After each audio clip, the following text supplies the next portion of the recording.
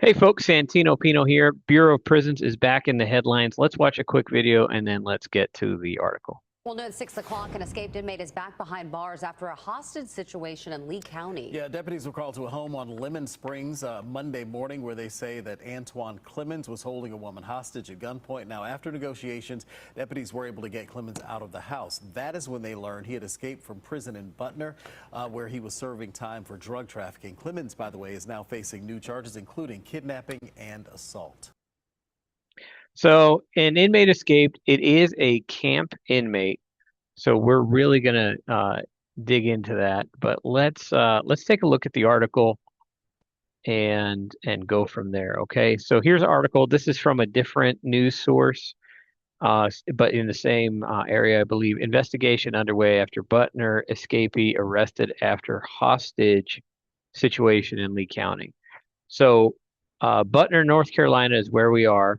Investigations are currently underway after a federal prisoner in Butner walked away. And here's the thing. So, what we're going to talk about for a second is what is the language that they're talking about. Internally, when you're talking about an escapee from a federal prison camp, when I was working in the Bureau of Prisons, we would call them walkaways, but they are fully legally, and the news should be told, they are escapes. Okay, they are escapes. It took no effort to escape. They literally just walked away, but they are still an escape. And what's hilarious to me is it's just pretty much like I watched a guy walk away from a camp with 3 months left to go, and he got 10 years for escaping because it's an escape. Now, that's nothing else than he wants to stay in prison. That's what he fears going out into the street. So he did something so that he could stay where he's familiar, where he's comfortable. And we see that a lot. That's called being institutionalized. And as much as the Bureau of Prisons and every correctional agency tries to prepare inmates to head back out onto the street, just there are going to be some institutionalized inmates that are more comfortable staying in prison and will do things to stay in prison than go home. But let's talk about this case a little bit more, and then we'll get into some more storytelling. He was later arrested following a hostage situation in Lee County. Authorities said we might get into that. In it happened around 9:15 a.m. Monday when a woman was taken hostage at gunpoint inside of her home. The Lee County Sheriff's Office said that the woman was able to discreetly communicate with a family member who called 911. That is something absolutely amazing. I hope later on, if they don't give it in this article, I hope later on they give the tip, whatever she did, how she was able to communicate discreetly. But you need to watch for those signs out there. Um, Now, me, I guess just because of my career, if someone's acting odd with me on the phone that I know that I'm familiar with, since I know someone else can't hear me, I might ask if someone else can hear me, and hopefully they'll say yes or no nonchalantly. Luckily, I don't think I've ever had to be in a situation like that, but it's one of those things I think you should mentally prepare for in case you get an emergency call where your family member or friend is in a dangerous environment. Deputies arrived and started negotiations with the suspect, Antoine Lopez Clemens, 46 years old. Clemens was later released the hostage and surrendered without incident. No injuries were reported. While taking him into custody, Clemens was still wearing the prison-issued outfit, deputies said. Further investigation revealed that he was supposed to be serving an active federal sentence at the Butner Federal Prison Camp. Okay, let's talk about this for a minute because every time that there's a walk away from a camp, whether it leads to this, unfortunately, I mean, it was a hostage situation, albeit there was no injury. It is a violent act. I mean, being taken hostage at gunpoint. Listen, I'm talking to the people right now that have never worked law enforcement. Okay. To you that have never put on a uniform, to you that have never had a gun pointed at you, to you that have never had been threatened with a knife, to you that have never been constantly threatened with physical assault. Okay. Having a gun pointed at you is a violent act. Having a gun pointed at you is deeply psychologically disturbing. Okay. Because that little hole that you're looking at the end of the gun could be the last thing you see. Okay.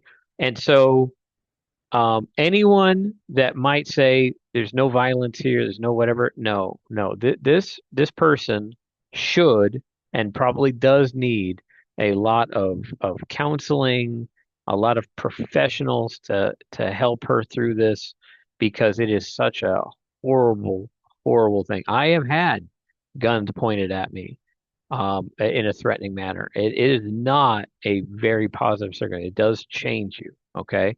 So and listen, the only people that are going to get in the comments and disagree with me are the people that have never had that happen to you. So let me know in the comments. All right. Um, but the conversation that always comes up when a camp inmate walks away or escapes a federal prison camp or any camp, low security, where there's no fence or wall around it, is shouldn't we just build a fence around it? And the answer, in my perspective, is no. Okay. The camp exists for a reason. Not just the act of putting the fence, other than the cost of building a fence or a wall around every camp, around 119 institutions in the Bureau of Prisons, almost all of which have some type of satellite camp.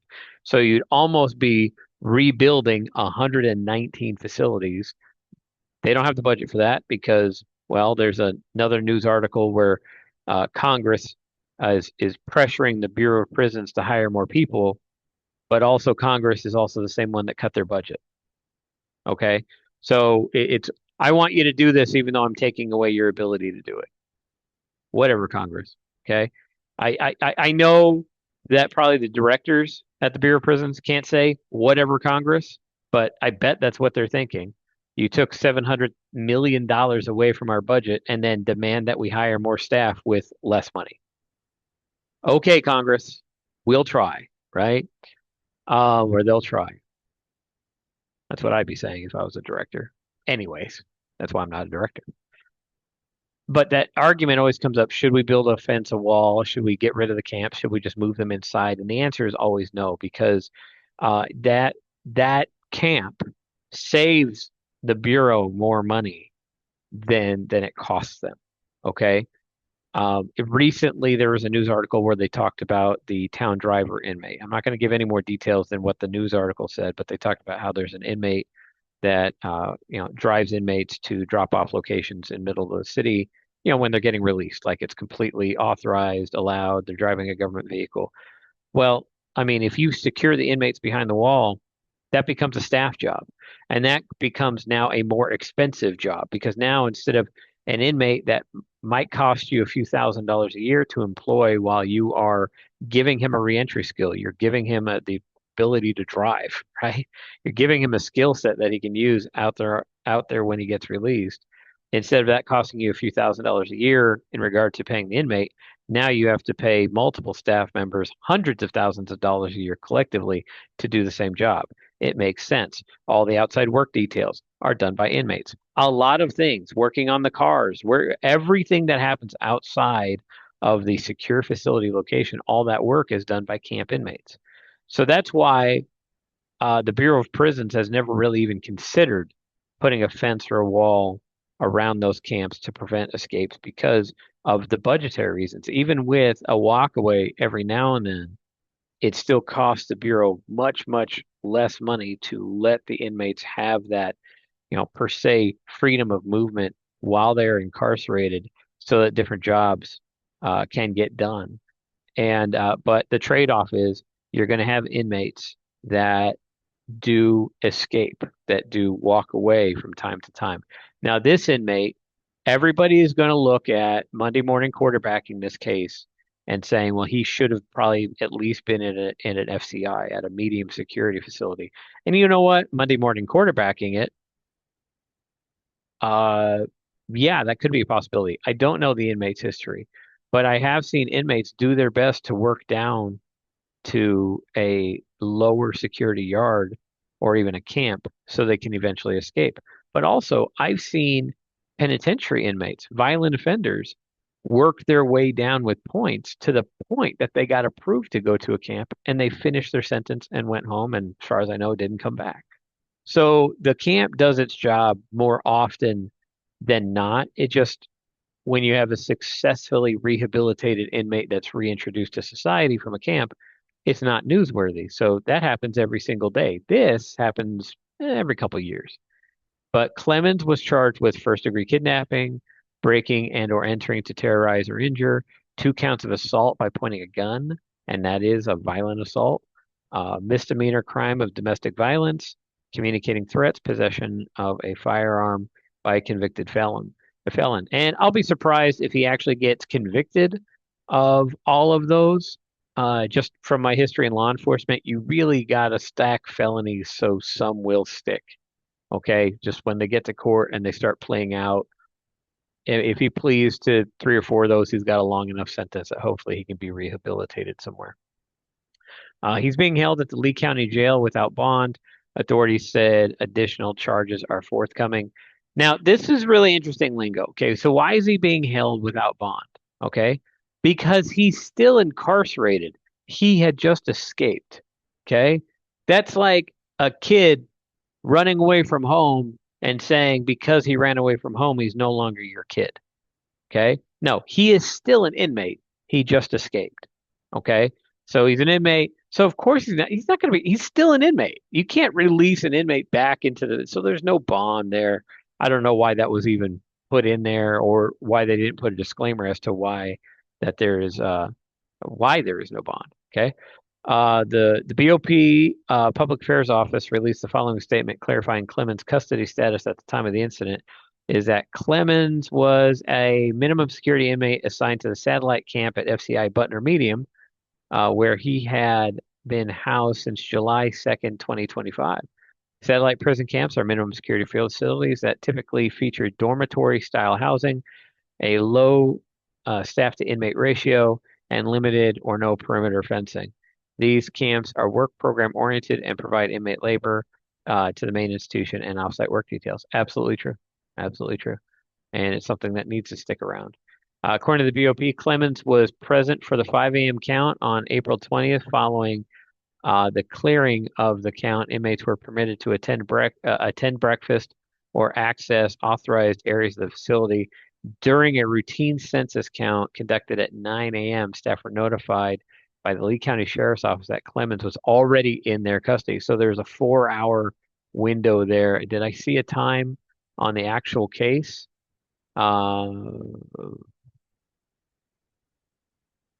Okay, so it is interesting. It happened around 9:15 a.m. So the incident happened at 9:15 a.m. But later on here in the story, during a routine census count, staff were notified by Lee County Sheriff's Office that Clemens was already in their custody 15 minutes before the incident. So, listen, this is not uncommon when you're getting information from 2 different sources. I never think too much of the times that people say that things happened. Uh, the only way to verify that is actual, if there's some type of way that the time was recorded. So this is just one person getting it. One person on the side, one person, either the facility or the county, is getting it wrong on what time that they have for the incident or for when they arrest, because he couldn't already be in custody at 9 a.m. if the incident started at 9:15. Okay, so it's a little thing. Okay, don't think too much of it. When mistakes like that happen, just when it has to do with times, just ignore it. When you start arguing about, well, you said it happened in 5 minutes, it actually happened in 7. It's just a pointless conversation. Like, we need to talk about the acts that occurred. It doesn't really matter the time that occurred. That's for something for the facility to deal with training, to see if it's something that they can prevent in the future. But more than likely, when it comes to a walkaway, it's not. An immediate recall and official count were conducted, confirming that Clemens was the only inmate unaccounted for. BOP officials stated that had law enforcement not contacted the facility, Clemens would have been identified as missing during the count, prompting an immediate recall, notification of law enforcement, and a public alert to media outlets, which is great. I'm glad that the county did reach out to them when they did, to let them know. There's been times that hasn't happened. but it's very good that they did that right there, which prevents a lot of unnecessary work. If you know where the inmate is, you can identify that he's the only one that's escaped. It can prevent a lot of disruption to facilities because look at what happened here. It's like a lot of people pass by a prison and they just in that few fleeting seconds that you might be driving by a large prison, most people don't see a lot of people outside. Okay. So you think that this big concrete structure doesn't need a lot of maintenance because, it does. The entire facility needs a lot of maintenance. There's a lot of things I won't go into. There's a lot of things that need to be done in a correctional facility to make it safe that you don't necessarily see on or would think of as a regular like maintenance job or something like that. But very, I mean, yeah, I'm glad that the county reached out so that it prevented more disrupted operations than was already disrupted because they did do a recall. They did bring everybody back for the count to identify that the inmate was missing. And more than likely, just to let you know, more than likely, the way that it occurred was at some point at the facility, they discover that he's missing. Okay. That looks like it happened at the 9 a.m. census.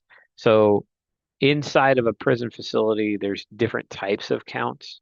I'm not going to say why or what they serve, but a count is where you are identifying bodies. Typically, everybody is locked down, everybody operations have stopped, and you're going to the secure locations and counting the inmates where they are. And there's only a few different spots during a count where inmates can be. Okay. Um, for the most part, one of those places would not be medical. Okay. Uh, during medical, unless there's an emergency going on. So don't think I'm talking about emergencies. I'm just talking about normal day-to-day operations. Okay. With a normal day-to-day operation, if there's inmates sitting in the lobby at medical, they need to go back. Okay. Now, in a census, you're just making sure that you have the inmates that you need to have, that you are responsible for. In the housing unit, when I was an officer, uh, I would I would treat the census a little bit more like a less serious count than just a census, where I did go and verify the inmates I have in-house right there. And officers, you should do that pretty often because every now and then, even when you're watching your door, another inmate sneaks into your block, and that's dangerous. You don't want that to happen. Um, so in a census, you're literally just, it's like a roster for work, making sure that everybody is there. When that doesn't happen, now you're getting all calls, any staff members with a visual on inmate so and so, please contact control. And at that point, if there's nothing, you're going into a recall. Now, at some point during that process, Lee County called and said, we got the guy in custody. Okay, there's still things that need to happen. We still need to verify that we have the inmates, and an official count is probably more important, but we can resume programs, which is really good. Lee County Sheriff Brian Estes commented that commended his deputies for their swift and professional actions. I commend our deputies for their quick thinking and decisive response, which allowed this dangerous situation to end uh, safely without anyone being hurt. Estes says that's awesome. So there's the inmate right there. There's his picture. It was a walk away. It's going to happen again in the future. It's happened before in the past. And it's just one of those things that, in regards to federal prisons, for the operations, this is going to happen. Now, every time this does happen, it does trigger a very unofficial reevaluation of what are the criteria that the Bureau of Prisons use to decide what inmates should go to a minimum security camp or medium security FCI. And anytime something like this happens, it is evaluated. But folks, I will tell you this. There's just some stuff you can't predict. Okay? Listen, if the Bureau of Prisons knew that, and this inmate didn't assault another inmate in the prison, as far as I know. Okay, but I'm going to use an example. Let's say you have an inmate at a medium security facility that violently assaults another medium security inmate. Well, if the Bureau of Prisons had known that in advance, they probably would have put that inmate at a USP. But things are going to get by. It is impossible to get 100% of the inmates at the right facility on the first try. Okay.